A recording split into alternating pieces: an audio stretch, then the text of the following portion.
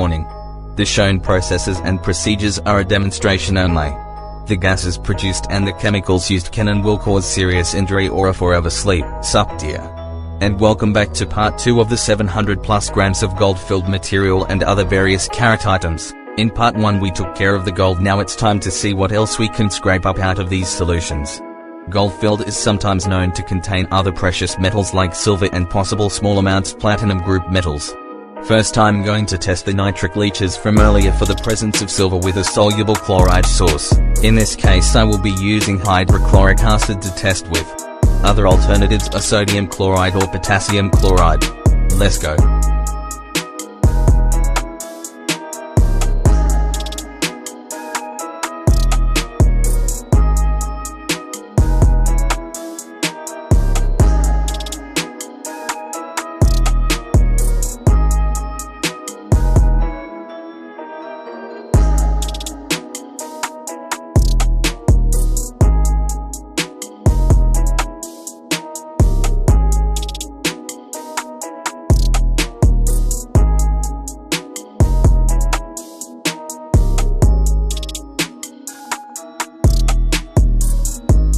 I am positive that is positive for silver.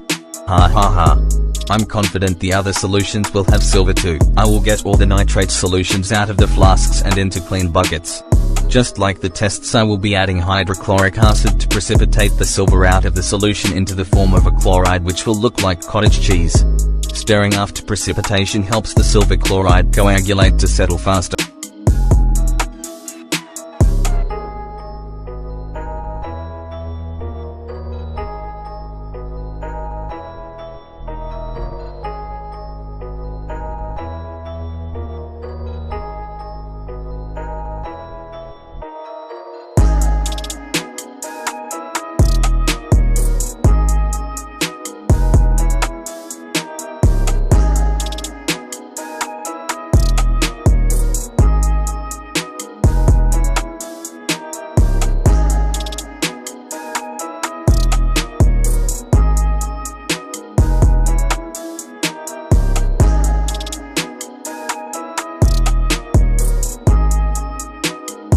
I allow time for the cottage cheese to settle and the solution to clear. I siphon off as much liquid as I can without disturbing the silver chloride. From here I transfer the chloride to a beaker and add boiling water and stir to help settle the chloride quickly.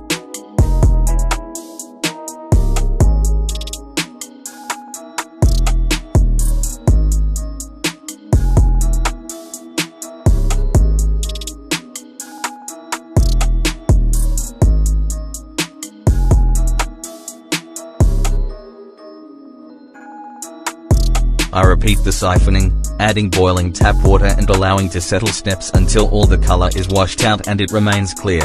Once clear I wash another 4 or 5 times with boiling tap water to be sure I've separated this silver from every other metal possible. After the silver chloride has been recovered from the solution I will then convert the silver chloride to silver oxide form with the addition of caustic soda prils. Other names for this chemical are sodium hydroxide, Li, or the chemical name for it is NaOH.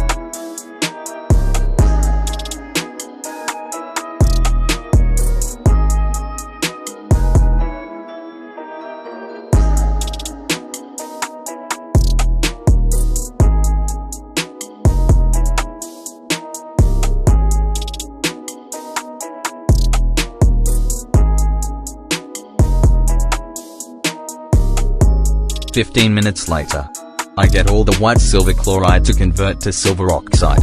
Now it's time to add white sugar to convert this oxide to silver metal powder. From here I will convert the silver oxide to silver metal powder with the addition of monosaccharides that are found in white sugar. Let's go.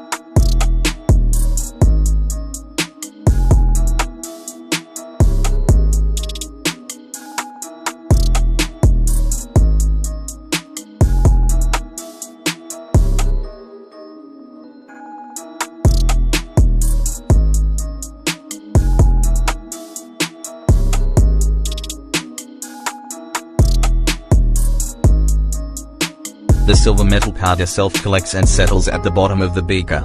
Adding both caustic soda and sugar in these reactions will self-heat and benefit the refiner if this is done in a timely fashion as shown.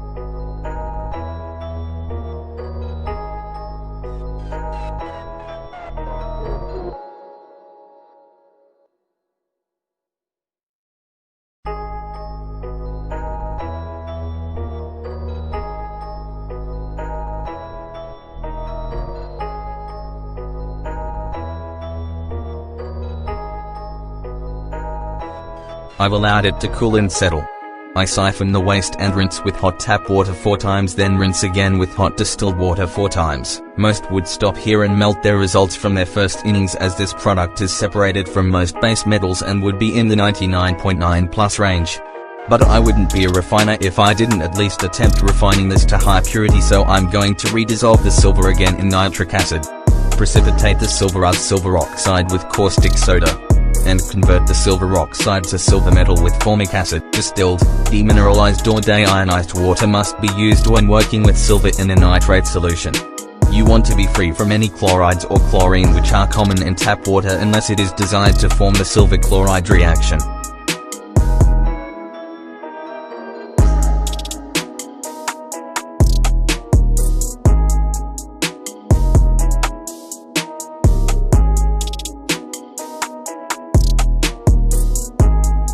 I filter and transfer the solution to another beaker. I failed to rinse the beaker prior to adding the silver nitrate solution. Silver chloride has formed, but it's okay, it's only a minimal amount. Like before, the caustic soda will convert it to silver oxide, which is desired for the final reaction. Winning.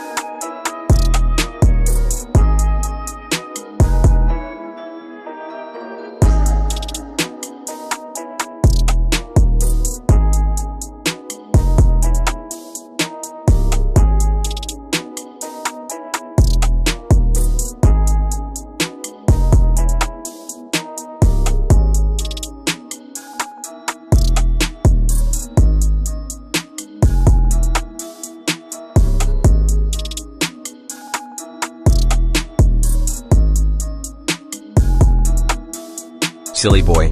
Never lift a beaker with one hand. The beaker is sloppily put on a hot plate and is heated to a little over 80 degrees Celsius. This temperature is vital for the reaction to take place and proceed. This reaction can also boil over, so sufficient beaker spaces suffice.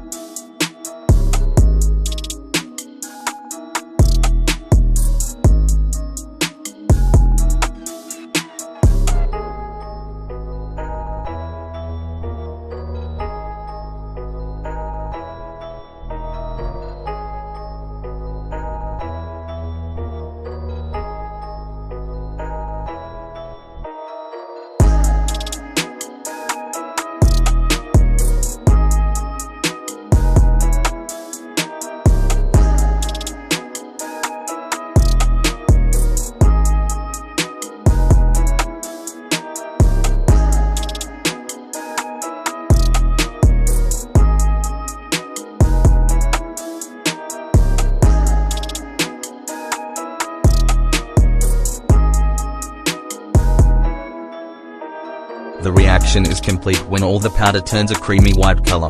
I crank the heat up to max and boil the solution, allowing the now refined silver powder to collect together and clean itself and the beaker. Most base metals are soluble in formic acid. Any color tint to the boiling solution is base metals dissolving again. Any other color than creamy white now means another metal is there and will need further refining or continual boiling. I didn't get a visual of this powder boiling, but here is a clip of a previous batch of silver I have done. This is what it should look like.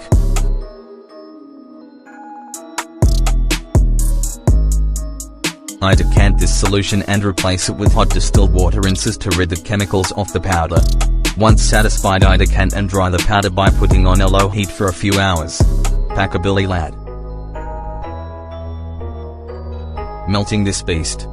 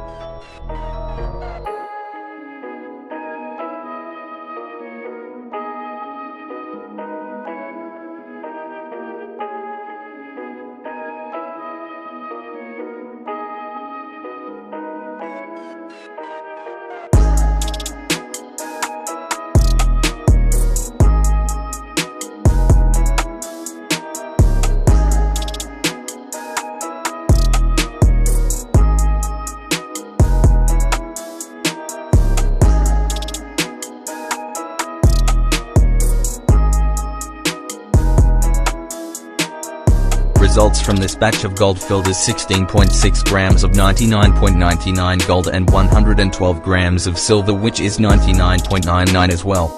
I didn't get a video of the XRF scan of the silver, but here is the gold scan.